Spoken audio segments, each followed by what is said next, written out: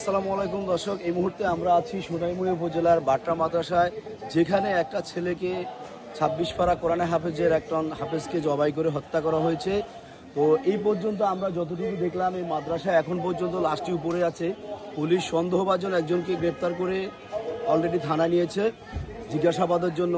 তো জিজ্ঞাসাবাদ শেষে বোঝা যাবে আসলে হত্যাটা কি পরিকল্পিতভাবে কোনো হত্যা হয়েছে না জবাই করে হত্যা করা হয়েছে। তো আসলে আমি আমার জানা শর্তে সেই ৮৮ সাল থেকেই মাদ্রাসা দেখতেছি, অনেক উন্নত সেবা এবং মাদ্রাসার অনেক সুনাম আমরা শুনেছি। আজ হঠাৎ করে মাদ্রাসায় একটা দুর্ঘটনা হওয়া মানেই তা নয় যে মাদ্রাসা অচল হয়ে গেছে। কিন্তু কেন হয়েছে এই হত্যা, কী কারণে হয়েছে, কেন হঠাৎ করে মাদ্রাসায় একটা ছেলে জবাই হয়ে গেল, সেটা তথ্য জানার জন্য অলরেডি পুলিশ লেগে পড়েছে এবং একজনকে অ্যারেস্ট করে মোটামুটি থানায় নিয়ে নেওয়া হয়েছে। এখনও লাশ উপরে আছে, লাশটি এখনও নামানো হয়নি। তো খুব শীঘ্রই আমরা জানতে পারবো আসলে হত্যাকাণ্ডটি কেন হয়েছে, কী কারণে হয়েছে।